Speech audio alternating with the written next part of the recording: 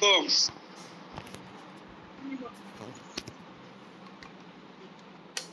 আসসালাম স্যার। আসসালামু আলাইকুম। ওয়ালাইকুম আসসালাম, কেমন আছেন? আলহামদুলিল্লাহ স্যার, ভালো আলহামদুলিল্লাহ। আপনি কেমন আছেন স্যার? আছি ভালো। পড়াশোনা করতেছেন? স্যার আমি একটু স্যার অসুস্থ ছিলাম স্যার। আমি স্যার এর আগের ক্লাসে তো আপনার ক্লাসে জয়েন করতে পারিনি, সরি স্যার এটার জন্য। ফুলবাড়ি আইনের মনে হয় স্যার একটা ক্লাস অলরেডি হয়ে গেছে, আমি অনলাইনে দেখেছিলাম, আজকে জয়েন করতাম আর কি স্যার। আসসালামু আলাইকুম।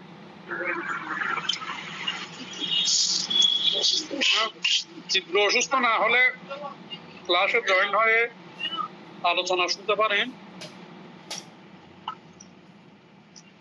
ক্লাসে জয়েন হয়ে আলোচনা শুনতে পারেন। যে জ্বর সর্দি কাশি হচ্ছে এগুলো একটু ডেঞ্জারাস, ছাড়তেছে না মানুষ।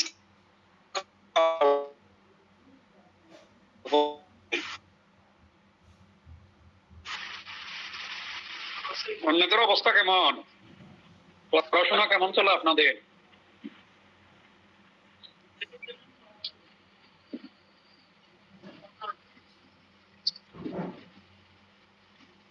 জি স্যার, চেষ্টা করতেছি, পড়তেছি একটু করে স্যার।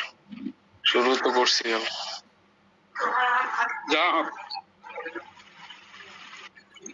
আপনাদের তো এইবারের রেজাল্ট পেয়ে ইন্সপিরেশন চলে আসার কথা যে এবার প্রথমবারের মতো ফার্স্ট ক্লাস পেল।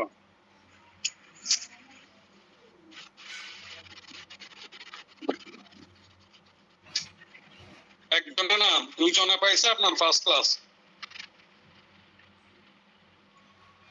ইনশাআল্লাহ স্যার, আশা করছি স্যার পড়ালেখা করলে ফার্স্ট ক্লাস পাওয়া যাবে। এখন স্যার আমরা যারা হচ্ছে লতে পড়তেছি, এটা স্যার হচ্ছে একাডেমিক এর মতো না স্যার। কেউ হচ্ছে জব করে, কেউ হচ্ছে আদার্স হচ্ছে অ্যাক্টিভিটির সাথে যুক্ত থাকে। এটা হচ্ছে পার্ট টাইম এর মতো করে হচ্ছে এলএলবি করে, তো স্যার সেজন্য মনে হয় হচ্ছে একটু আমাদের রেজাল্টটা খারাপ হয়। তো এখানে অনেকে যারা জয়েন করছে স্যার, এখান থেকে অনেকে ফার্স্ট ক্লাস পাবে স্যার ইনশাআল্লাহ। না, তবে রেজাল্টটা দেখছেন আপনারা, খেয়াল করে দেখছি স্যার।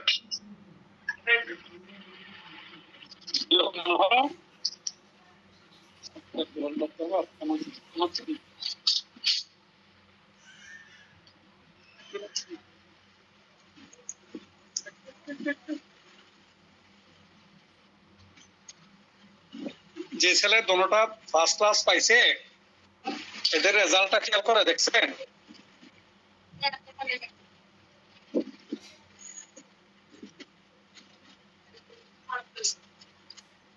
আমার কথা কি শোনা যায়, বোঝা যাচ্ছে?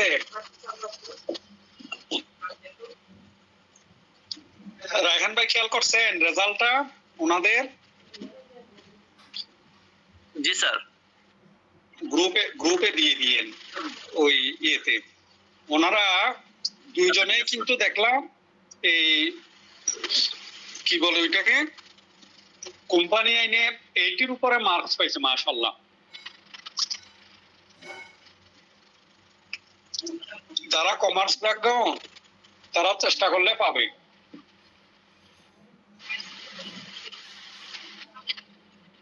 কোম্পানি আইনে 80 উপরে মার্ক পাওয়ার চারটেখানি কথা না।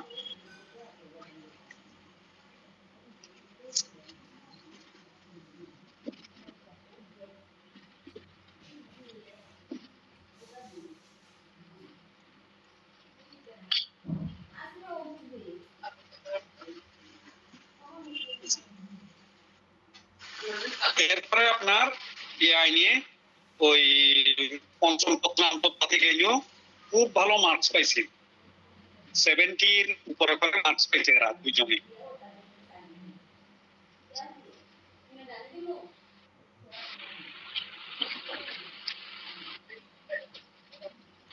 ভূমি আইনেও ভালো মার্কস পাইছে।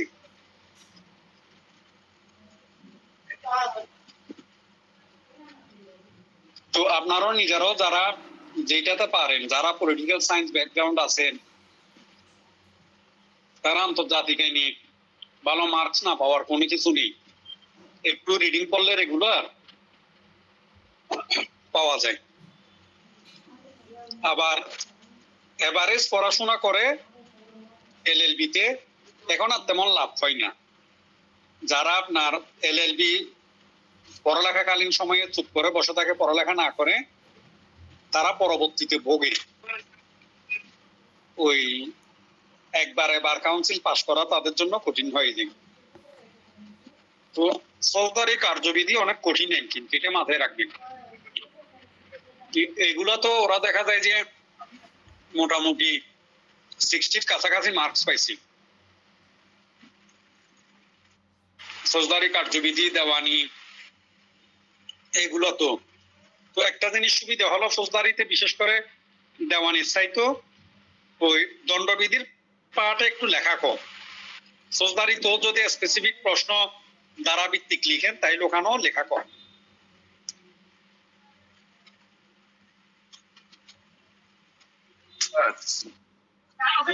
আমরা তো স্যার হচ্ছে গাইড নির্ভর সবাই, আমরা যারা হচ্ছে এলএলবি তে পড়তেছি স্যার, ফার্স্ট ইয়ার শেষ করে সেকেন্ড ইয়ারের জন্য প্রস্তুতি নিচ্ছি ফাইনাল দেওয়ার জন্য। বেসিক্যালি যেটা সত্যি কথা আর কি স্যার, যেটা হচ্ছে চিরন্তন সত্য কথা। এখন আমরা স্যার গাইড নির্ভর স্যার। এখন স্যার কোন বইগুলো আসলে স্যার হচ্ছে ফলো করে, বা বোর্ডও যখন হচ্ছে খাতাগুলো কাটে তখন হচ্ছে ওনারাও তো স্যার একটা বই হচ্ছে স্যার ম্যান্ডেট দেয়, আসলে ওই বইগুলো আসলে এখানে কক্সবাজারে স্যার পাওয়া যায় না।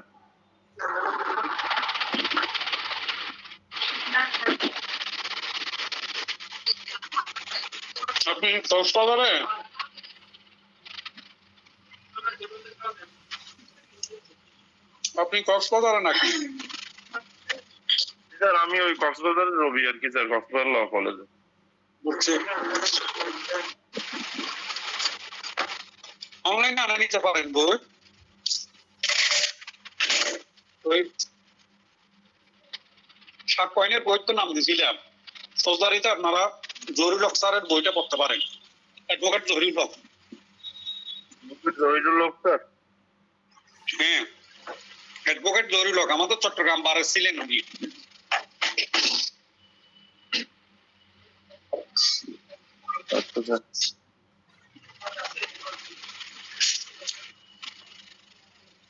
এরপরে 6 নম্বর সেকশন, 9 নম্বর সেকশন কে কে পড়ছেন?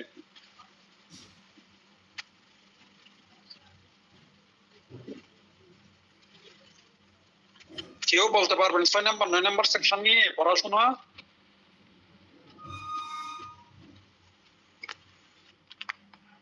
আসসালামু আলাইকুম স্যার। ওয়ালাইকুম আসসালাম। স্যার আমি কাজী তারিক হাসান, টাঙ্গাইল ল কলেজ থেকে স্যার। ভালো আছেন স্যার? হ্যাঁ আছি ভালো। ওই স্যার একটু দেখছিলাম আর কি প্রথম দিকে 6 নম্বর সেকশনে ফৌজদারি আদালতের শ্রেণী বিভাগ নিয়ে স্যার আলোচনা করা হয়েছে। এখন ফৌজদারি আদালত বুঝানোর জন্য কাকে বলছিলাম? জি স্যার। রিটেনের জন্য আপনারা যখন লিখিত পরীক্ষা দিবেন তখন জন্য কাকে বলছিলাম? ফৌজদারি আদালত দুই ধরনের স্যার। দুই ধরনের, কি কি? দায়রা আদালত, ম্যাজিস্ট্রেট আদালত স্যার, বিচারিক আদালত। আমি একটু লিড নিচ্ছি,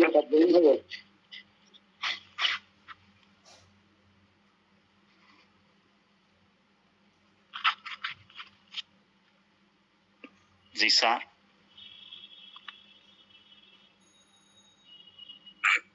স্যার 2 মিনিট সময় নিয়েছেন, দাঁড়ান স্যার আবার জয়েন হইতেছেন, আমরা একটা অপেক্ষা করি।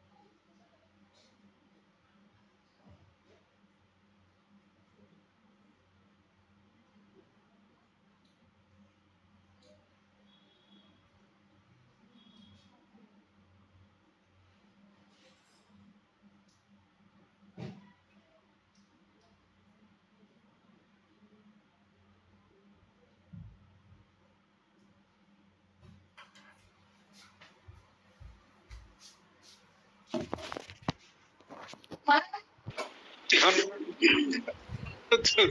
দুনিয়া আলাদা, সিনিয়র আলাদা, বুঝেন না?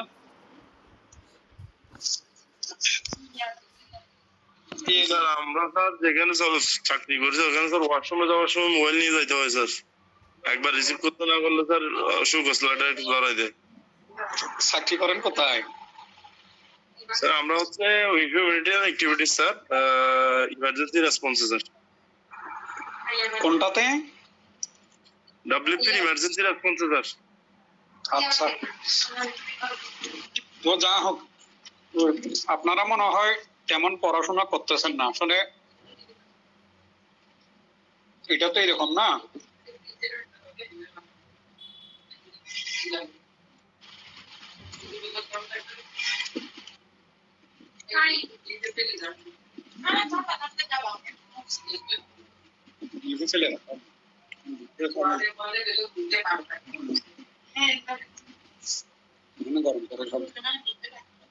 তো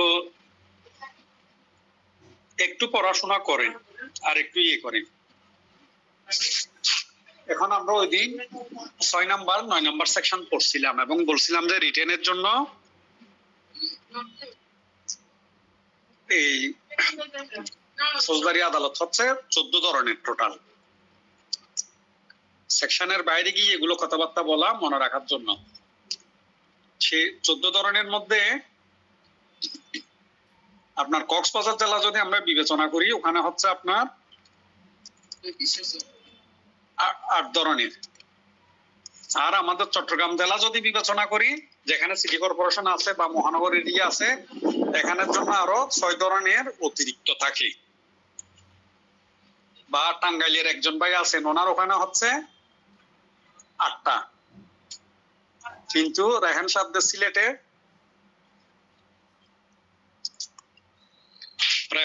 সিলেটে হচ্ছে আপনার 14টা, যেহেতু ওখানে সিটি কর্পোরেশন আছে, মহানগর মেট্রোপলিটন এরিয়া আছে।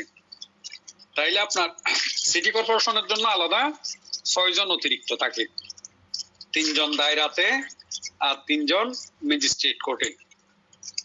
জেলাতে 3 জন দায়রা আর 3 জন হচ্ছে আপনার 5 জন হচ্ছে ম্যাজিস্ট্রেট কোর্টে। তাইলে আমরা জেলায় যদি আসি, সিনিয়র হচ্ছেন আপনার সবার সিনিয়র দায়রা জজ, তারপর অতিরিক্ত দায়রা জজ, এরপরে যুগ্ম দায়রা জজ। এরপরে যখন আমরা জেলায় চলে আসবো, জেলায় তখন হচ্ছে চিফ জুডিশিয়াল ম্যাজিস্ট্রেট, অতিরিক্ত chief judicial magistrate, first class magistrate, second class magistrate, third class magistrate. এটা মনে রাখা সোজা। চিফ জুডিশিয়াল, অতিরিক্ত chief judicial, first class, second class, third class. আর ওদিকে দায়রা, অতিরিক্ত দায়রা, যুগ্ম দায়রা, অনেকটা দেওয়ানির মতন। জেলা জজ, অতিরিক্ত জেলা জজ, যুগ্ম জেলা জজ। আর এখানে হচ্ছে দায়রা, অতিরিক্ত দায়রা, যুগ্ম দায়রা।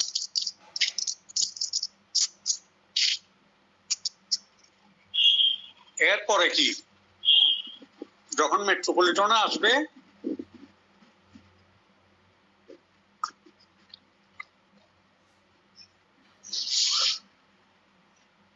তখন আবার দেখা গেল কি, দায়রা তো ওখানেও 3 জন, মহানগর দায়রা জজ, মহানগর অতিরিক্ত দায়রা জজ, মহানগর যুগ্ম দায়রা জজ। ইংলিশে বললে আপনার মেট্রোপলিটন সেশন জজ, মেট্রোপলিটন এডিশনাল সেশন জজ আর মেট্রোপলিটন জয়েন্ট সেশন জজ। 3 জন।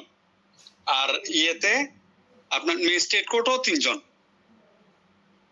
চিফ মেট্রোপলিটন ম্যাজিস্ট্রেট, অতিরিক্ত চিফ মেট্রোপলিটন ম্যাজিস্ট্রেট, এরপরে হচ্ছে চিফ জুডিশিয়াল ওই আপনার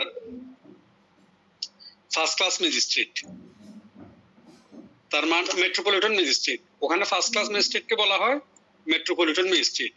তার মানে ফৌজদারিতে আপনার ওই মহানগর এলাকায় ফার্স্ট ক্লাস ম্যাজিস্ট্রেটের নিচে আর নেই, সেকেন্ড ক্লাস, থার্ড ক্লাস নেই। ওখানে ফার্স্ট ক্লাসকে বলা হয় মেট্রোপলিটন ম্যাজিস্ট্রেট। আর মেট্রোপলিটন ম্যাজিস্ট্রেট উনি ফার্স্ট ক্লাস ম্যাজিস্ট্রেটের সমমান। তাইলে মনে থাকবে আপনাদের এই 14 জনের কথা। গতবার তো বলছিলাম যে যারা নোট করছিলেন একটু আপনাদের গ্রুপে দিয়ে দেওয়ার কথা। গ্রুপে দিয়ে দিলে বাকি যারা নানা কারণে ক্লাসে জয়েন করতে পারে না,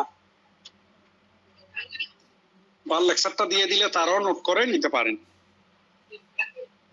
তো আপনার 6 নম্বরে বলছে ফৌজদারি আদালতের শ্রেণী বিভাগের কথা, আর দায়রা আদালতের শ্রেণী বিভাগের কথা বলছে আপনার 9 নাম্বার সেকশনে। এরপরে আমরা 31-32 পড়ছিলাম। 31-32 ছিল কতটুকু শাস্তি দিতে পারে। 31 হচ্ছে হাইকোর্ট দায়রা জজ ওনারা আইন অনুমোদিত যে কোনো শাস্তি দিতে পারে। আইনি যত সর্বোচ্চ শাস্তির কথাই বলা থাকুক না কেন, সেটা থেকে সর্বনিম্ন যে কোনো শাস্তি ওনারা দিতে পারে। তবে দায়রা, অতিরিক্ত দায়রা যদি মৃত্যুদণ্ড প্রদান করে, ডেথ সেন্টেন্স দেয়, সেই ক্ষেত্রে হাইকোর্টের অনুমোদনের প্রয়োজন হয়। এবং ফৌজদারিতে 376 ধারা অনুযায়ী হাইকোর্ট অনুমোদন দিয়ে থাকে। হাইকোর্ট অনুমোদন দিলে মৃত্যুদণ্ড কার্যকর করা যাবে, আর যদি অনুমোদন না দেয় তাইলে মৃত্যুদণ্ড কার্যকর করা যাবে না। ডিফারেন্স হলো এতটুকু। এরপরে 32 নম্বর সেকশনে এই যে first class magistrate, second class magistrate, third class magistrate ওনারা কতটুকু শাস্তি দিতে পারেন সেই কথাবার্তাগুলো বলা আছে। 32 হচ্ছে আপনার ফার্স্ট ক্লাস ম্যাজিস্ট্রেটে পারে 5 বছর 10,000 টাকা জরিমানা অর্থদণ্ড, আর সেকেন্ড ক্লাসে পারে 3 বছর এরপরে 5,000 টাকা অর্থদণ্ড, থার্ড ক্লাসে পারে 2 বছর 2,000 টাকা অর্থদণ্ড। সোজা। এখন আপনাদের মনে প্রশ্ন আসতে পারে, তাইলে কি যারা আপনার চিফ জুডিশিয়াল ম্যাজিস্ট্রেট আছে, অতিরিক্ত চিফ জুডিশিয়াল, অতিরিক্ত চিফ মেট্রোপলিটন, তারপরে চিফ মেট্রোপলিটন ম্যাজিস্ট্রেট, ওনাদের কথা তো কোনো কিছু বলা নেই।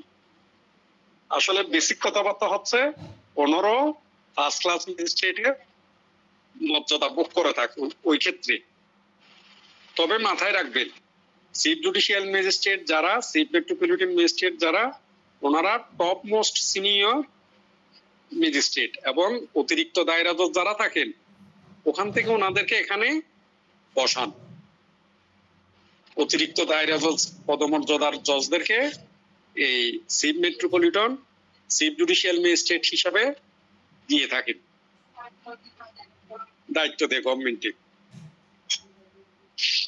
তাইলে এই ক্ষেত্রে তারা শাস্তি দিতে পারো 5 বছর। যখন এসিআর গুলোতে এনজয় করেন, ওনারা বসেন বিচার করেন, তখন ওনারা শাস্তি দিতে পারবেন 5 বছর।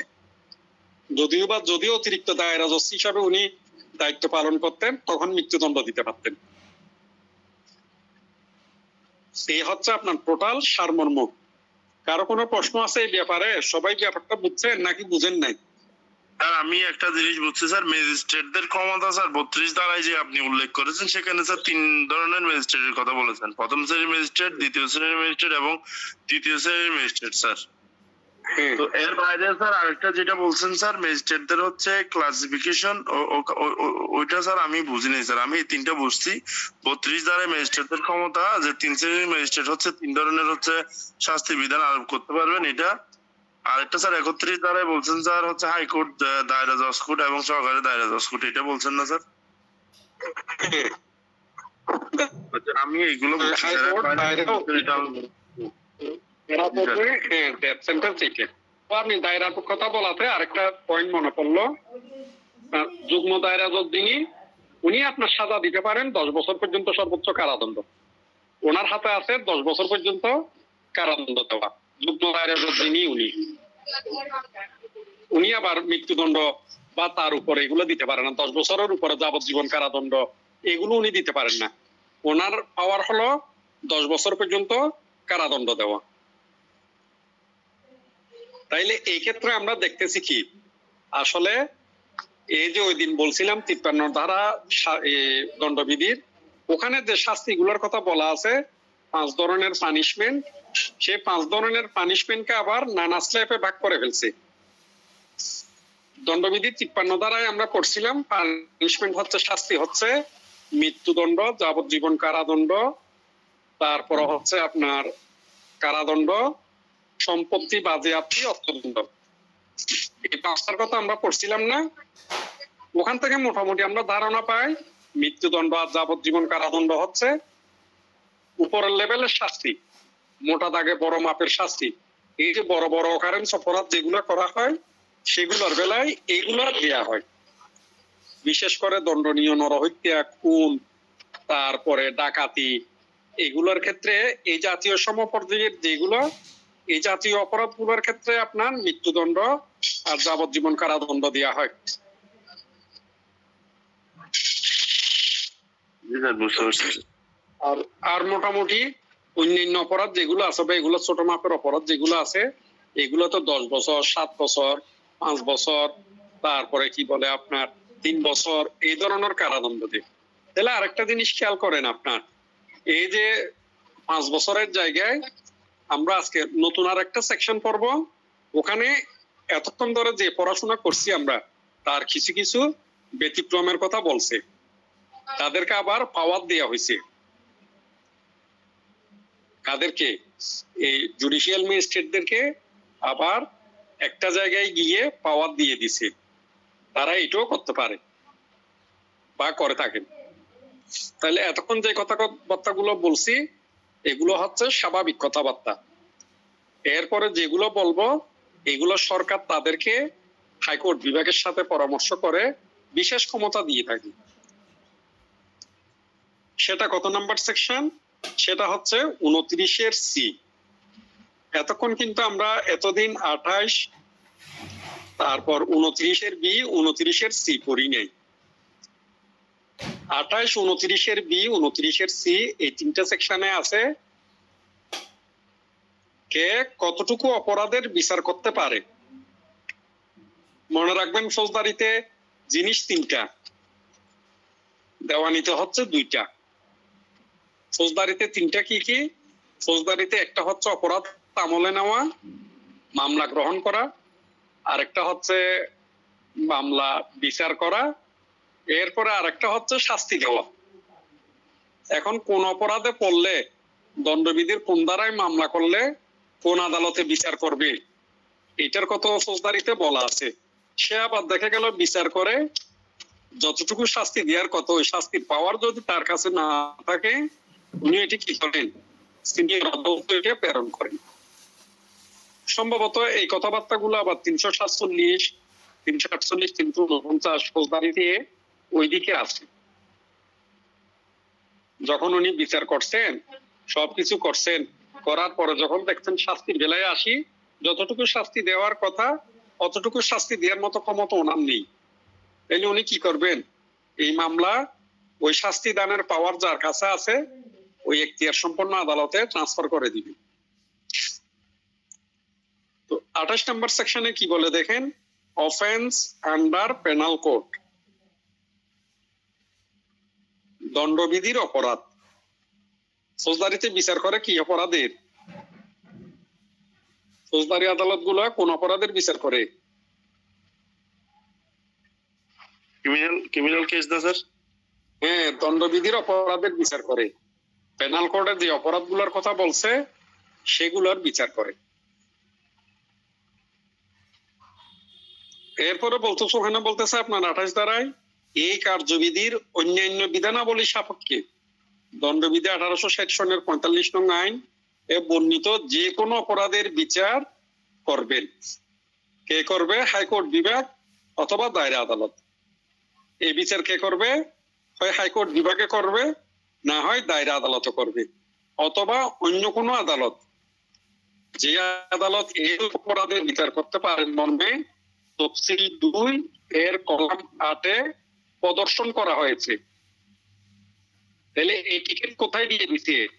এই বিচার করার টিকিট তফসিলে স্যার? তফসিল 2 কলাম 8 এ। মনে রাখবেন তফসিল 2 এটা খুবই একটা গুরুত্বপূর্ণ তফসিল, এটার 8টা কলাম আপনারা নোট করে নেন। ফৌজদারি কার্যবিধির দ্বিতীয় তফসিলে 8টা কলাম। সে 8টা কলাম কি? 1 নম্বরে হচ্ছে দণ্ডবিধির শাস্তির ধারা। 1 নম্বর কলামে লেখা আছে দণ্ডবিধির শাস্তির দ্বারা। মনে রাখবেন, এটি ইন্টারেস্টিং। যদি বুঝে তাইলে কঠিন কোনো কিছু না, না বুঝলে অনেকটা কঠিন।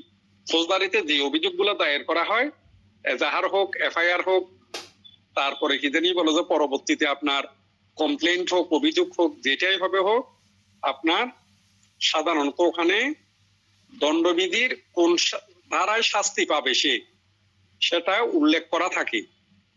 ওই দণ্ডবিধির শাস্তির ধারা অনুযায়ী এই অভিযোগ দায়ের করা হয়, এজাহার দায়ের করা হয়।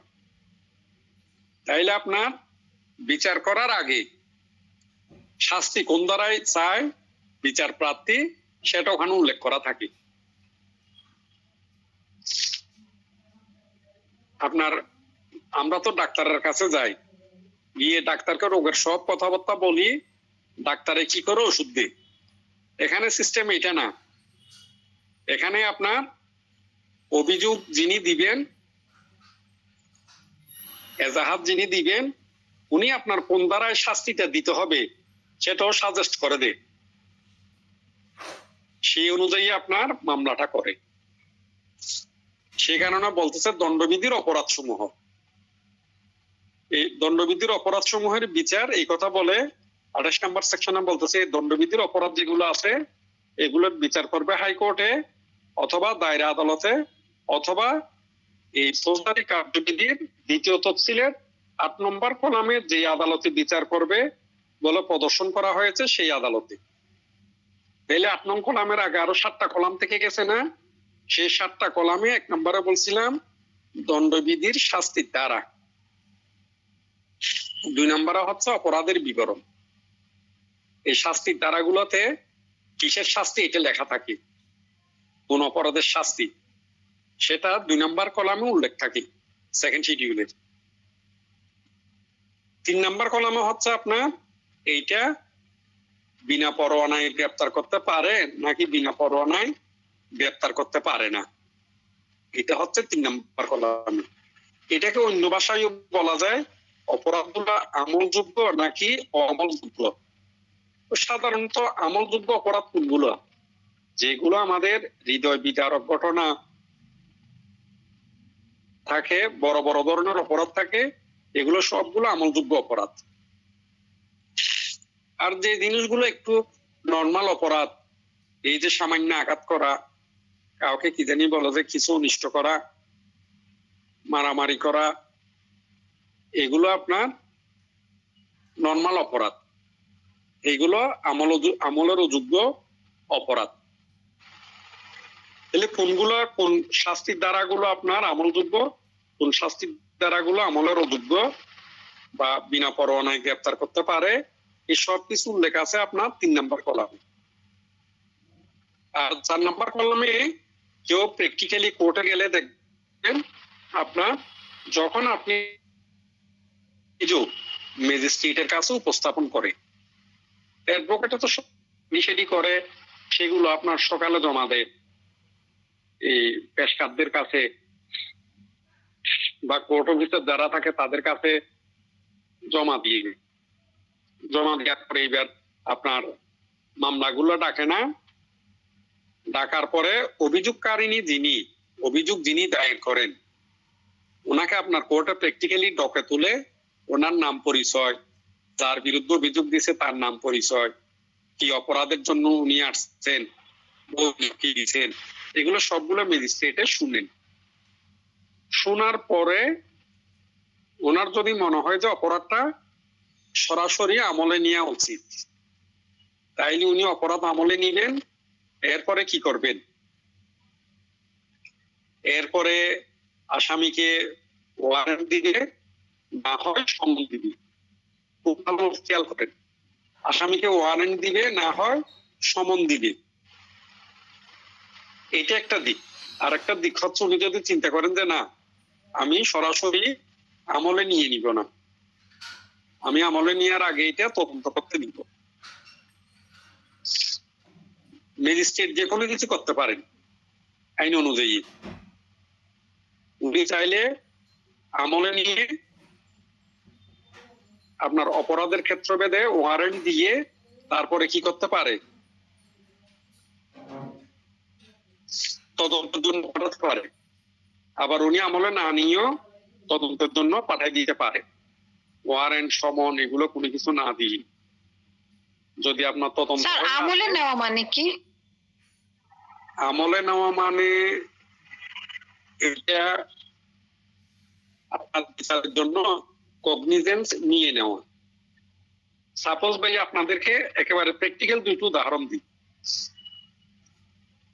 সেম মামলা, সেম কনসিকুয়েন্স, বিশেষ করে আপনার আমাদের আগে অ্যাডভোকেট স্যারের মামলা নিয়ে আসলেন যে স্বামী স্ত্রীকে নির্যাতন করে, সবকিছু করে, পুরো রমজান থেকে শুরু করে মাস 6 মাস আপনার কোথায় আছে, এই যে নির্যাতনের পরে বাপের বাড়িতে কেউ নেই, উপার্জনক্ষম, তার মার সাথে খাওয়া দাওয়া সবকিছু মানবত জীবন যাপন করতেছে। ওই মামলা সরাসরি আমলে নিয়ে আপনার ওয়ারেন্ট দিয়ে দিল। এই আমলে নিয়ে বলতে মামলাটা গ্রহণ করা বিচারের জন্য। আর আমরা বললাম কি, ওই মেয়েকে পিঠে পাঠায় বাপের বাড়িতে পাঠাই দিছে, ঠিক আছে, কিন্তু মেয়ে সংসার করতে চায় হাজবেন্ডের সাথে। এরপরে আমার সিনিয়র লার্নেড যিনি ছিলেন ওনার আপন ভাগ্নি, এখন এই কথা বলার পরে কিন্তু ফলাফল প্রায়, ঘটনা প্রায় সেম, কাছাকাছি। এই কথা বলার পরে সমনেই দিছে, ওয়ারেন্ট পুলিশকে তদন্ত করতে দেনে, সমন হচ্ছে। তার মানে কি, এই ম্যাজিস্ট্রেটে বুঝতে পারছে যে যদি ওয়ারেন্ট দেওয়া হয় তাহলে স্বামী পক্ষ খারাপ মনে করবে, আবার কি জানি পুলিশের তদন্ত দিলেও পুলিশের তদন্ত করে ডাকি এদেরকে টাকা পয়সা নিবে, যেহেতু আত্মীয় বলতেছে বাংনি আপন বাংনি জামাই, সবকিছু যাতে ঠিক থাকে অনেকটা মিডিয়েশনের মতো, মধ্যস্থতার মতো সমন দিয়ে তাকে কোর্টে ডাকা। যখন সমন ডাকবে তখন এই সমন আবার পৌঁছায় সাধারণত পুলিশে ফৌজদারিতে। সে বুঝে গেছে না তার অ্যাডভোকেটের প্রয়োজন হচ্ছে না, অ্যাডভোকেট আসলো তার এক অ্যাডভোকেটের সাথে যোগাযোগ করবে। এটা তো কথাবার্তা হবে এই সমস্ত ব্যাপারে। তো এই জিনিসটা বললাম আপনার ফৌজদারিতে সে ভিন্ন ভিন্ন ধরনের ব্যাপার স্যাপার চলে আসতে পারে, একই ব্যাপার হয় না সাধারণত, বা একই ঘটনায় দুইটা ঘটনা প্রায় সেম, কিন্তু বিচার ব্যবস্থা একই ধরনের অ্যাকশনে যায় না ফৌজদারিতে। এরপরে তাহলে 4 নম্বর হচ্ছে কি আপনার ওই কখন গ্রেপ্তারি পরোয়ানা ইস্যু করবে, কখন সমন দিবে, এই ব্যাপারটা বলা আছে 4 নম্বর কলামে। তারপরে 5 নম্বরে আছে আপনার কোনটা জামিনযোগ্য অপরাধ, কোনটা জামিনের অযোগ্য অপরাধ। এই 4টা কলামের কথা 28 নম্বর সেকশনে বলছে, এই শুধুমাত্র 28 নম্বর সেকশনে একটা কথা বলে ছেড়ে দিছি, কিন্তু 2 নম্বর তফসিলে যখন যাবেন, এটা হচ্ছে বেসিক্যালি এই 2 নম্বর তফসিল যেটা বেসিক জিনিস হচ্ছে আপনার ফৌজদারি কার্যবিধি আর দণ্ডবিধির অনেকটা সারাংশের মতো। এই যে পুরো বই যেটা আমরা পড়বো ফৌজদারি কার্যবিধিতে আর দণ্ডবিধিতে, এটার একটা সংক্ষিপ্ত সামারি করে ওই সেকেন্ড শিডিউলে দিয়ে দিছে। ওখানে সবকিছু পড়তে হয় না, কিন্তু গুরুত্বপূর্ণ জিনিসগুলো আপনার জানা থাকতে হবে। আর সবকিছু পড়তে গেলে তো আপনার আইনের জাহাজ যেভাবে বলে আইনের জাহাজে হয়ে যায়, এতটুকু তো সম্ভব না, কিন্তু গুরুত্বপূর্ণ জিনিসগুলো পড়তে হয়। বিশেষ করে এই যে 5 নম্বর কথা বলছি, কোনটা জামিনযোগ্য অপরাধ, কোনটা জামিনের অযোগ্য অপরাধ, এটা যদি আপনি না জানেন অ্যাডভোকেট হিসাবে, তাহলে আপনি টাকা পয়সা ইনকাম করতে পারবেন না। ফৌজদারিতে মজা আবার ওই জায়গায়, আপনার কোন একটা মোকদ্দমা চলে আসছে, মামলা চলে আসছে আপনার কাছে, সে তো ক্লায়েন্টে তো জানে না এটা কি জামিনযোগ্য দ্বারা নাকি জামিনের অযোগ্য দ্বারা। এখন আপনি কি করছেন, তার সাথে কথাবার্তা বলে টাকা পয়সা নিয়ে আপনি জামিন করাই দিচ্ছেন, ঠিক আছে, আসলে এটা তো জামিনযোগ্য দ্বারাই ছিল। যে কেউ তারাইলে আপনার জামিন চাইলে আদালত যদি সুন্দর করে নিবেদন করতে পারে, আদালত এমনিতেই জামিন দিয়ে দিবে, কারণ এই ক্ষেত্রে জামিন পাওয়া আসামির আইনগত অধিকার, যেহেতু সেটা জামিনযোগ্য ধারা। এখন আপনি যদি এই সেকেন্ড শিডিউলের 5 নম্বর কলাম না পড়েন, না জানেন, তাহলে আপনি এটাও বুঝতে পারবেন না যে এই অপরাধের জন্য সে জামিন পাবে কি পাবে না। বুঝাতে পারছি আপনাদেরকে কেন গুরুত্বপূর্ণ? শুধু আমাদের পরীক্ষা পাসের জন্য গুরুত্বপূর্ণ তা না, এটা আমরা 18 বছর করে অ্যাডভোকেটশিপ করি, যে টাকা পয়সা ইনকাম করব, সেটার জন্য কেউ আবার অন্যভাবে নিয়েন না। আপনারা সবাই ইনশাল্লাহ অ্যাডভোকেট হবেন, সে কারণে এই কথাবার্তা গুলো শেয়ার করা না হয় বলাটাও উচিত। ঠিক আছে, 5 নম্বর কলাম। 6 নম্বর কলামে বলতে আপনার মীমাংসাযোগ্য অপরাধ কোনটা, মীমাংসাযোগ্য অপরাধ, আর কোনটা আদালতের অনুমতি নিয়ে মীমাংসা করা যায়, এটা হচ্ছে 6 নম্বর কলামে। আর 7 নম্বর কলামে হচ্ছে এটার জন্য শাস্তি কি দেওয়া যায়। এই যে ধারা প্রথমে বলছিলাম শাস্তির ধারা, ওই ধারা অনুযায়ী শাস্তি কতটুকু, এই অপরাধের শাস্তি কি মৃত্যুদণ্ড, নাকি যাবজ্জীবন কারাদণ্ড, নাকি আপনার 10 বছর 7 বছর ইত্যাদি কারাদণ্ড, নাকি আর কিছু, এটা হচ্ছে 7 নম্বরে।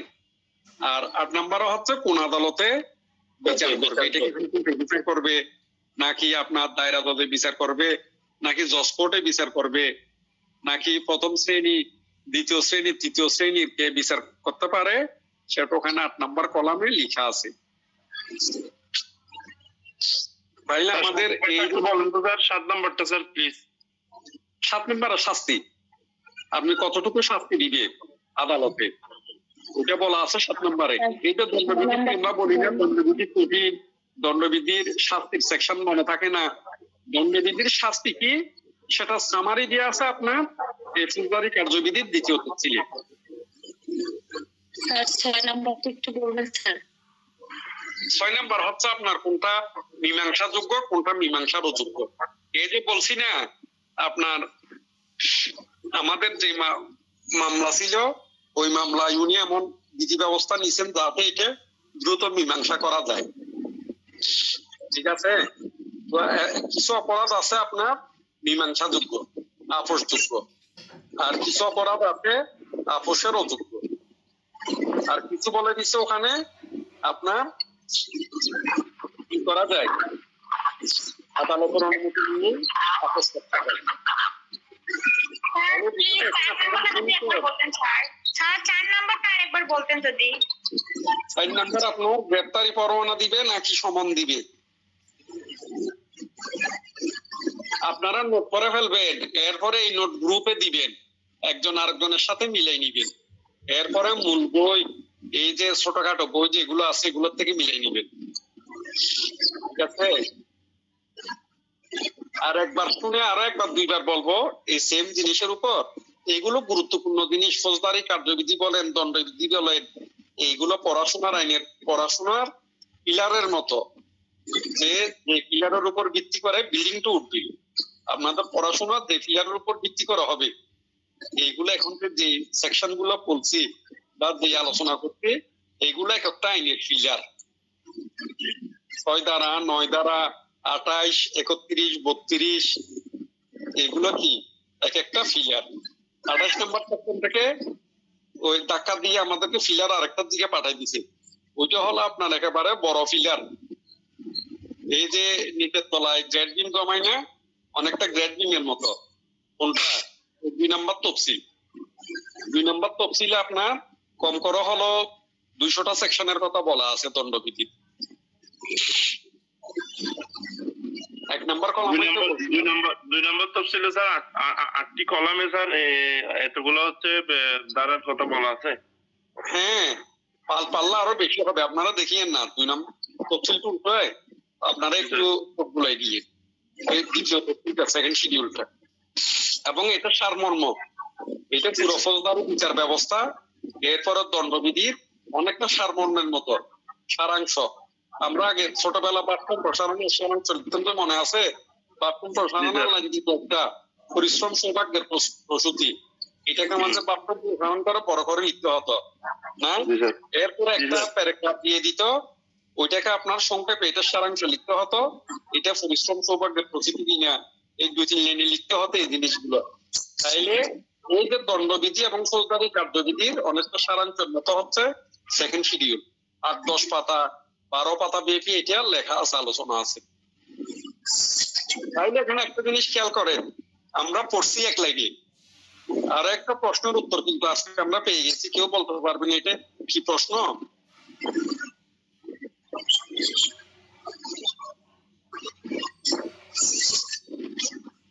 অন্য একটা জিনিস বলি, আইনের স্টুডেন্ট যারা, তাদের আবার কিছু কিছু ক্ষেত্রে ভাইয়ের ব্যক্তিগতভাবে এটা কারোর সাথে শেয়ার করিয়েন না, তাদের আচার আচরণ কিছু কিছু ক্ষেত্রে খুবই খারাপ লাগে।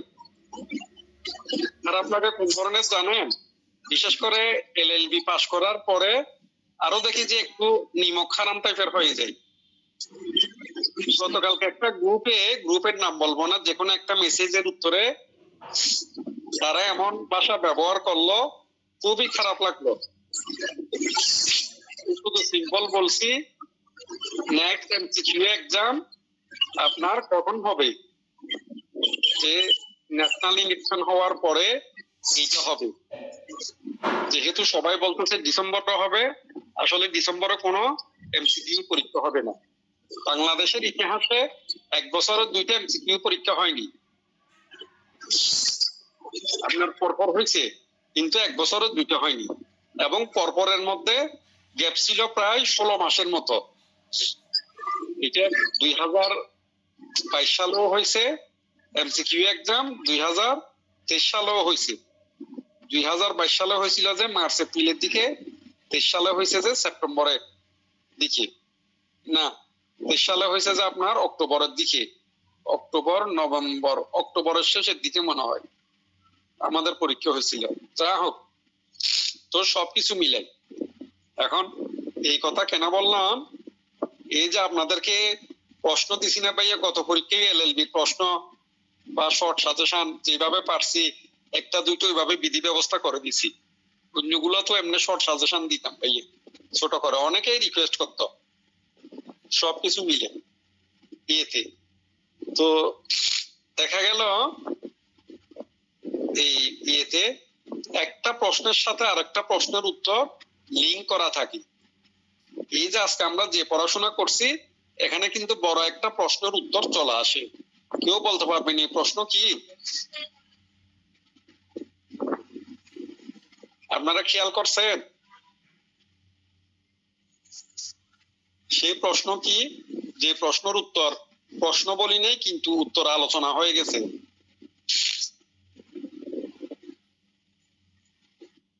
কাছাকাছি বলতে পারবো? বলো। স্যার, ফৌজদারি কার্যবিধির দ্বিতীয় তফসিলের কলামগুলো আলোচনা করো। না, কলামগুলো তো আলোচনা করছি। সেই আলোচনা থেকে আপনারা যে পরীক্ষা দিবেন, তার মধ্যে একটা বড় প্রশ্নের আনসার চলে আসে। সেই প্রশ্নটা কি? দায়রা আদালতের এখতিয়ার, ক্ষমতা। না না না, অপরাধ কাকে বলে, অপরাধের শ্রেণী বিভাগ, একটা প্রশ্ন আসে না দণ্ডবিধিতে? এই অপরাধের শ্রেণী বিভাগ কিন্তু এখানে বলা হয়ে গেছে। অপরাধের শ্রেণী বিভাগ এখানে বলা হয়ে গেছে। যেমন আপনার অপরাধ গুলাকে কিভাবে ভাগ করে, প্রথমে হচ্ছে আমলযোগ্য অপরাধ। আমলের দিক থেকে অপরাধ 2 ধরনের, আমলযোগ্য অপরাধ, আমলের অযোগ্য অপরাধ। তারপর হচ্ছে জামিনের দিক থেকে অপরাধ 2 ধরনের, জামিনযোগ্য অপরাধ, জামিনের অযোগ্য অপরাধ। মীমাংসার দিক থেকে অপরাধ 2 ধরনের, মীমাংসাযোগ্য অপরাধ, মীমাংসার অযোগ্য অপরাধ। তারপরে বলা হয় আপনার আদালতে, এরপরে আপনারা লিখবেন ওই কিছু অপরাধ আছে আদালতের অনুমতি নিয়ে আপোষ করা যায়, মীমাংসা করা যায়। হ্যাঁ, তারপরে হচ্ছে আপনার এই যে 3 ধরনের অপরাধ গেল, তারপরে এই কিছু অপরাধ আছে আপনার ওয়ারেন্ট ইস্যু করা হয়, আর কিছু অপরাধ আছে সমন ইস্যু করা হয়। এই যে কথাবার্তা যেগুলো, এগুলো আজকে এখানে আলোচনা হয়ে গেছে। দণ্ডবিধির আপনার অপরাধ কাকে বলে, অপরাধকে অপরাধ কাকে বলে, কেউ বলতে পারবে?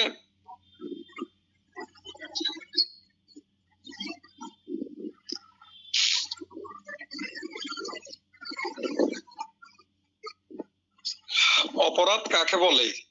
সিম্পল কথা, আপনার কোন বেশি কথা বলতে না, অপরাধ করতে না। সেগুলো যেগুলো সমস্ত কাজ করলে বা কার্যবিরতি দিলে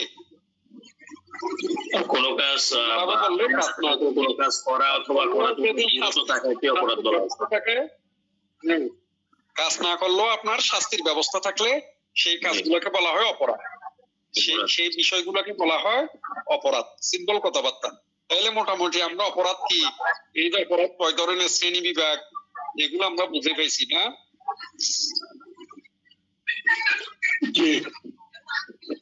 আইনের পড়াশোনা পারলে বুঝে বুঝে পড়লে আপনার অনেক ইন্টারেস্টিং, ঠিক আছে, অনেক মজা পাওয়া যায়। আর যদি আপনি না বুঝেন, না পড়েন, ওই আমার মতো একদিন পরে পরীক্ষা দিতে যান। প্রথম পর্বে একদিন পরে পরীক্ষা দিতে গেছিলাম, প্রায় পরীক্ষাগুলো একদিন পরেই দিছি। আগেও বুঝতাম না, গুরুও বুঝতাম না। রিডিং করে যদি একটু মজা লাগতো তাইলে রিডিং করছি, আর মজা না লাগতো তো রেখে পড়বই। 3টা প্রশ্ন মোটামুটি লিখতে পারলে, এই যে 3 10 30 35 পাইলে কোন মতো পাস করলে ফাইনাল পরীক্ষা দিতে, ঠিক আছে। ওই রকম হলে আপনার আইন পরে মজা পাওয়া যায় না। আইনটা আপনার পড়তে হয়, বুঝতে হয়, তারপর কোনটার সাথে কোনটা লিঙ্ক, এই জিনিসটা আপনার খুঁজে নিতে হয়। তখন সেটা ঠিক আছে। তাহলে আলহামদুলিল্লাহ আজকে এতটুকু তো থাকুক। ওই নতুন বলে আপনাদের থেকে পড়াশোনা নিলাম না, যেহেতু সরকারি কার্যবিধি একটু কঠিন, সে কারণে সামনের ক্লাসে কিন্তু পড়া নিয়ে হবে, এটা মাথায় রাখবেন। আর দুটা জিনিস বলি, লয়ার যারা, তাদের সবসময় নম্র, ভদ্র, এইরকম হতে হয়। কোর্টে আমরা বলি না, শিক্ষানবিশ আইনজীবীদের কত লাঞ্ছনা কঞ্জনা, এগুলো কোর্টে না গেলে প্র্যাকটিক্যালি বোঝা যায়নি। এক, এখন পরবর্তীতে আমরা বুঝি কি, যখন কালো টাইয়ের মালিক হয়ে যায়, সনদ পায়, তখন ওইগুলো আবার ভুলে যায়। এটার কারণও আছে। আসলে ওই দুরবস্থা এগুলো না দেখলে না পড়াশোনার প্রতি আগ্রহী হতো না। কেমনে সম্ভব 100 জন স্টুডেন্ট পরীক্ষা দিলে বার কাউন্সিলের আপনার ন্যাশনাল ইউনিভার্সিটি থেকে পাস করে 10 জনই, 8 জনই, তাহলে বাকিরা কি করে? এরা কি টাকা পয়সা দিয়ে নিশ্চিত নেয় না? এরা কি টাকা পয়সা দিয়ে পড়াশোনা করে না? তো ওই পড়াশোনার দরকারটা কি? আমি পড়াশোনা করলে ভালো মতো পড়বো, আর যদি পড়াশোনা না করি তাইলে দরকার নেই। সে কারণে আপনাদেরকে বলা, নেক্সট ক্লাসে কিন্তু পড়া জিজ্ঞেস করা হবে। এবং ভাইয়ার আবার আরেকটা দোষ বলে, অনেক টিচারে ভাইয়াকে পছন্দ করে না, বিশেষ করে আইন বিষয়ে যারা আলোচনা করে তারা অনেক টিচারে পছন্দ করে না। পছন্দ করে না বলতে, এই যে সবকিছু বলে দিয়ে স্টুডেন্টদেরকে, এটা অনেকেই পছন্দ করেন। অনেকে পারে, কিন্তু ভাইয়া পারি না। কারণ আপনি যত শিখবেন তত সমাজের উপকার। এটা শুধু কিসের জন্য? টাকা কামানোর জন্য না। অ্যাডভোকেটশিপ টাকা সবাই কামায় দুনিয়াতে, আমরা কেউ উপাস থাকি না। সবাই কি জানি বলে যে বেশকমে সবকিছুর মালিক হতে পারে, কিন্তু ন্যায় নীতির মধ্যে চলা, জীবন পার করা, এটা অনেকে পারে না। যারা জীবন বাজি রেখে যুদ্ধ করছিল, আজকে দেখা যাচ্ছে তাদের মধ্যে কয়েক পার্সেন্ট আপনার চাঁদাবাজিতে নেমে গেছে। তো এই উদাহরণ তো না দিলেই চলে, সমাজে এই উদাহরণ সৃষ্টি না করলেও চলে। আমাদের আইনজীবীদের মধ্যে ওইরকম আছে, যারা আপনার জামিন বাণিজ্য করে বা অন্যান্য কিছু, যা হোক। তো ওই পথে না গিয়ে ন্যায় নীতির ভিত্তিতে আপনারা পড়াশোনা করেন, জীবনকে গড়েন। টাকা পয়সা কোনো ব্যাপার না, একসময় দেখবেন আপনার টাকা পয়সা আপনাদের পিছনে দৌড়াবে। ঠিক আছে, আল্লাহ হাফেজ। নেক্সট ক্লাসে কে কে পড়া দিবেন? স্যার আমি একটা কথা বলতে চাচ্ছিলাম কি স্যার, আমি স্যার আজকে যেটা পড়াইছেন সেখানে স্যার হচ্ছে অপরাধের সংখ্যাটা পাইছি, তারপর হচ্ছে স্যার ফৌজদারি আদালতের শ্রেণী বিভাগটা পাইছি, লাস্টে যেটা পড়াইছেন তফসিল 2 এবং কলাম 8টা কলাম। এই প্রশ্নটা স্যার কিভাবে হচ্ছে প্রশ্নটা হইতে পারে যে তফসিল 2 এবং কলাম 8টা কলামের প্রশ্নটা কিভাবে হইতে পারে? এগুলো নিয়ে কোনোদিন লিখিত প্রশ্ন হয়নি। আপনি যে কথা তুলছেন না, এই সাইড থেকে দ্বিতীয় তফসিল থেকে কখনো লিখিত প্রশ্ন হয়নি। এটা আপনার প্র্যাকটিক্যালের জন্য বেশি দরকার। আর 2 নাম্বার আপনারা যে বার কাউন্সিলে এমসিকিউ দিবেন বা কেউ জুডিশিয়ারি পরীক্ষা দিবেন, ওখানে এমসিকিউ থেকে প্রশ্ন আসে। এই আবার আপনি যখন ওখানে গুরুত্বপূর্ণ জিনিসগুলো বুঝবেন, তাইলে দণ্ডবিধির শাস্তির ধারাগুলো বোঝা যায়।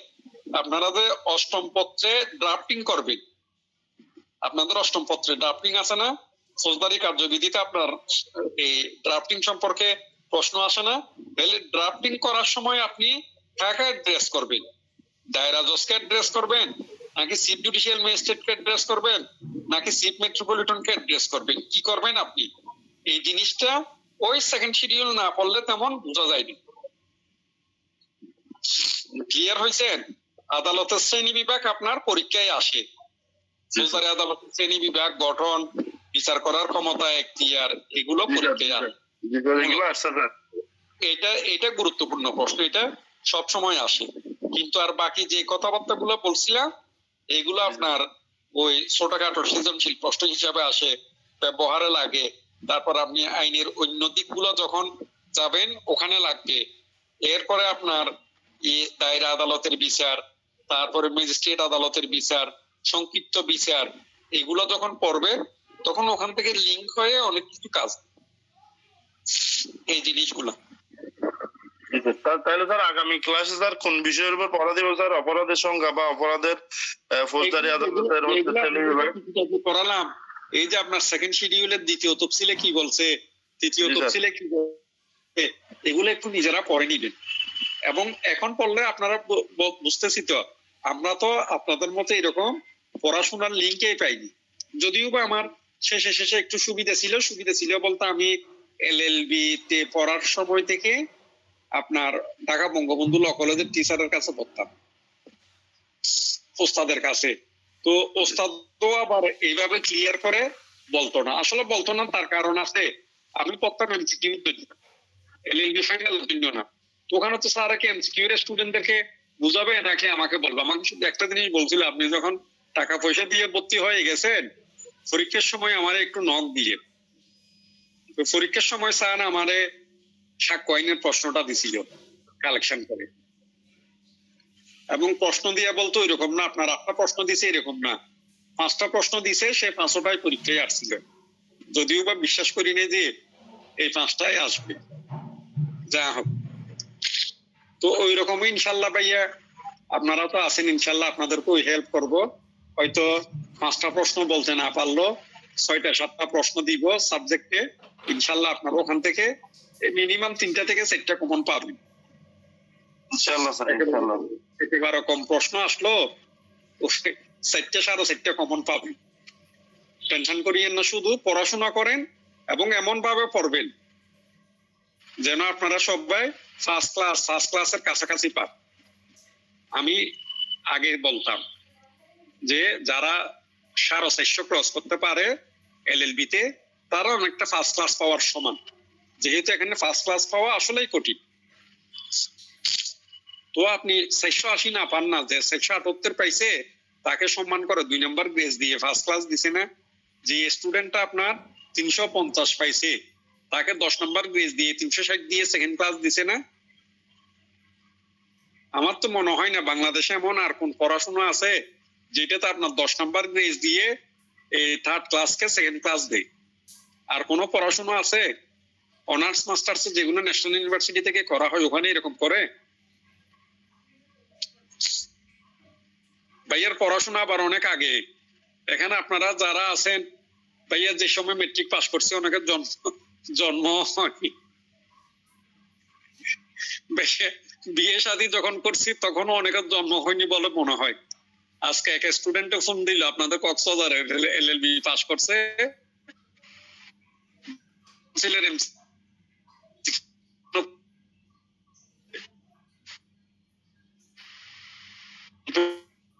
বিয়ের বছর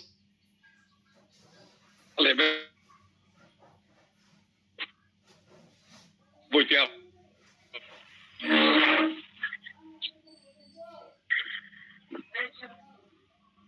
তো যা হোক, অনেক কথাবার্তা বললাম, আপনারা পড়াশোনা করেন। এইটা বলার উদ্দেশ্য হচ্ছে আপনারা অন্যদের থেকে অনেক বেশি সচেতন, পড়াশোনা করতেছেন, তবে আরেকটু বেশি করে পড়েন, সময়ের মূল্য দেন। এই সময় এক সময় দেখবেন যে কথাবার্তা বলবে, কাজ করবে। কোন সময় কথা বলবে জানেন? এমনও হতে পারে আপনাদের রেজাল্ট বের হলো, এরপরে 6 মাস পরে আপনারা এমসিকিউ পরীক্ষা পাচ্ছেন। তাইলে সেই ক্ষেত্রে মনে রাখবেন, বার কাউন্সিল পাস করার জন্য, এমসিকিউ পাস করার জন্য মূলত 9 মাস থেকে 1 বছর পড়াশোনা করতে হয়, আর রিটেন পাস করার জন্য বছর দেড়েকের ভালো মত প্রস্তুতি একটা লাগে। এবং সব আইনগুলো সম্পর্কে রিটেনের ক্ষেত্রে বিশেষ করে একটা মোটামুটি একটা ধারণা নিয়ে পরীক্ষার হলে যেতে হয়, কারণ ওখানে তো কোনো সিলেবাস নেই এবং কোনো সাজেশন নেই। গতবার প্রশ্ন দিছে যে কি আহার আফসোস, এটা শুনতেও খারাপ লাগে, আর যে বিষয়বস্তু নিয়ে পড়াশোনা করা বার কাউন্সিলে দিছে। এখন এই প্রশ্ন যদি একজন বার কাউন্সিলের স্টুডেন্ট না পারে, পাস করে আসতে না পারে, তার চাইতে লজ্জার আর কোনো কিছু থাকে না। সে কারণে সোজা কঠিন প্রশ্ন যা আছে তা আপনাদের পড়তে হবে। আর অন্য দুই একটা জিনিস বলি, এইটা হচ্ছে আপনাদের বার কাউন্সিলের পিকার হচ্ছে এলএলবি পড়াশোনা। আপনারা যখন দ্বিতীয় পত্র, তৃতীয় পত্র, চতুর্থ পত্র এই এলএলবির পরীক্ষা দিতে গেলে বার কাউন্সিলের সিলেবাসটা দেখেন। ওখান থেকে আপনার এমসিকিউ হয় 85 নম্বরের।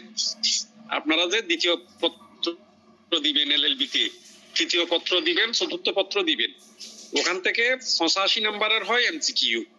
তাহলে আপনি যদি 85 নম্বরের এমসিকিউ পারেন, 50-এ পাস, আপনি পাস না করার কি আছে? অন্যগুলোর কথা বাদে দিলেন, মারেন, অন্য সাবজেক্ট গুলোর দরকার নেই। আর এই রিটেনে হয় আবার এই 3টা সাবজেক্ট থেকে 300 নম্বরের পরীক্ষা থেকে আপনার রিটেনে হয় 90 নম্বরের। তাহলে আপনি 90 নম্বর যদি আনসার করতে পারেন, 50 নম্বর না পাওয়ার কোনো কিছু নেই। ওখানে মনে রাখবেন, বার কাউন্সিলে আবার এলএলবি চাইতে আর একটু মার্কস ভালো দেয়। আপনি যদি টু দ্য পয়েন্ট লিখতে পারেন, প্রশ্ন অনুযায়ী উত্তর, তাইলে আপনাকে কম করে হলো 80%, এই যে 70% মার্কস দিবে। তাহলে আপনি যদি 90 নম্বরের কারেক্ট আনসার দিতে পারেন, তো পিলার কিন্তু আপনাদের পড়াশোনার মূল পড়াশোনা এখানে হয়ে যাচ্ছে। সাক্ষ্য আইন, দণ্ডবিধি, ফৌজদারি কার্যবিধি, দেওয়ানি কার্যবিধি, তামাদি, এই দ্বিতীয়, তৃতীয়, চতুর্থতে কিন্তু এই 6টা সাবজেক্ট, 5টা সাবজেক্ট। এই 5টা সাবজেক্টে আপনার রিটেনে হলো 90 আর এমসিকিউ তো হচ্ছে 85। এমসিকিউ তে আপনার 5 নম্বর হলো বার কাউন্সিল, আর ইয়ে থেকে এসআরএক থেকে হলো 10, তাইলে 15 নম্বর মাত্র বাকি থাকে। আর রিটেনে গিয়ে ওই দেওয়ানির পার্টে এসআরএক থেকে একটা প্রশ্ন দেয়, দেওয়ানি থেকে 2টা, এসআরএক থেকে একটা, 3টা থেকে 2টা আনসার দিতে হয়। আর বার কাউন্সিল থেকে 10। তাহলে আপনি যদি এসআরএক এর আনসার নাই দেন রিটেনে, দেওয়ানি যদি আপনার ভালো করে পড়া থাকে, হয়ে যাচ্ছে না। এবং আরেকটা জিনিস আজকে বলে দিই, বার কাউন্সিল পাস করার অন্য একটা উপায় হচ্ছে এই যে এসআরএক থেকে প্রশ্ন টাচ না করা। দেওয়ানি থেকে যদি আপনি দেওয়ানি পার্টের দুটোটা লিখতে পারেন, টিচারে ভালো মার্কস দেয়। আপনার অন্তত পক্ষে এসআরএক থেকে 2 নম্বর বেশি দিবে দেওয়ানিতে। তো যা হোক, অনেক কথা বললাম, আপনারা সচেতন হন, পড়াশোনা করেন। আর আরেকটা জিনিস এলএলবিতে দেখলাম, এইবার আরো কিছু বিদ্যুতের হিসাব নিকাশ করে ফেলছি। এতদিন আপনার এই পর্ব পাস করার পর এলএলবিতে স্টুডেন্ট ভর্তি নিয়ে নিত, কিন্তু এই বছর থেকে দেখলাম ভর্তিটা নিচ্ছে 1 বছর পরে। এতদিন এলএলবি ভর্তি নিয়ে 2-3 মাস পরে ক্লাস শুরু হয়ে আপনার কিছু পড়াশোনা করে 6-7 মাস পরে আবার 4-5 মাস সময় পেত পরীক্ষার জন্য পড়াশোনা করার। সে কিন্তু ওই নিয়ম রাখে নাই। ভর্তি কার্যক্রম মনে হয় মাসখানেক আগে শেষ হয়েছে, যে না আপনারা যারা প্রথম ইয়েতে ফাইনালে ভর্তি হয়েছে নতুন, তাদের ভর্তি আপনার 1 মাস আগে না শেষ হয়েছে? দেখেন তো পুরা 22-23 না স্যার? হ্যাঁ, মানে সামনের বার যারা ফাইনাল দিবে তাদের ভর্তি মনে হয় এই বছর জুনে কমপ্লিট হয়েছে, বা জুলাইতে জুনে আছে কমপ্লিট। আপনারা বলেন তো। তো জুনে যদি তাদের জুনের দিকে স্যার লাস্টের দিকে এবং জুনের ফার্স্টের দিকে হয়েছে স্যার। আমরা স্যার পরীক্ষা এটা রেজাল্ট দিতে স্যার গত বছর জুনে। গত বছর এইটা তো এক ধরনের আপনার খুবই খারাপ একটা ব্যবস্থা হয়ে গেল। তাইলে আপনি জুনে ভর্তি হয়ে ডিসেম্বরে কিভাবে পরীক্ষা দিবেন 6 মাস পরে? যদি আপনাদের ভর্তিটা যে সময় হয়েছিল অন্যান্য বছরের মতো সেই সময় নিয়ে নিত 3 মাস পরে, তাইলে আপনারা এতদিনে ক্লাস শেষ হয়ে গিয়ে টিচার ইন্টার্নের সাথে কলেজে গেলেন 2-1 দিন, বা বই পুস্তক নিলেন, গাইডও নিলেন, সেটা যে হবে হোক। এটা কি পড়াশোনার কোন সিস্টেম হলো আপনার? 6 মাস পরে আপনি ফাইনাল পরীক্ষা দিবেন? এখন এইটার কি কোনো মাথা আছে? সেই কারণে আপনারা যখন একটা প্ল্যাটফর্ম পাইছেন, আপনাদের বন্ধু বান্ধবদেরকে যুক্ত হতে বলিয়েন, এবং এই ক্লাস শুনলে করলে এই যে 500 টাকা 1000 টাকা এগুলো আসলে বড় কোনো টাকা পয়সা না। এটার মূল্য কখন বুঝবেন? যখন দেখবেন যে যারা পড়াশোনা করছেন আপনারা 10-15 জন বার কাউন্সিল পাস করতে পারছেন, ভালো রেজাল্ট করতে পারছেন, তখন বুঝে আসবে যে না, আমরা যে পরিশ্রম করছি, যে টাকা পয়সা খরচ করছি, এটা সার্থক। আর যখন আপনার ফেল করে লজ্জায় পড়তে হবে, যে আপনার বলতে হবে পরীক্ষা কঠিন হয়েছিল বলে পাস করি নাই, আর কেউ বলবে ওই 5 জনে 10 জনে পাস করতে পারলে তুমি কেন পাস করো নাই, এই কথা যখন বলবে তখন মনটাই খারাপ হয়ে যায়। আত্মশিক্ষা নবিশ আইনজীবী হিসেবে লাইলটাই করে যারা যায়, অনার্স হোক, ন্যাশনাল ইউনিভার্সিটির হোক, এই যে কোর্টে কাছারিতে তেমন দামেই দেয় না। ঠিক আছে, তাইলে সবাই পড়াশোনা করেন, আল্লাহ বর্ষা দোয়া করিয়েন। আসসালামু আলাইকুম। আসসালামু আলাইকুম। নেক্সট বলা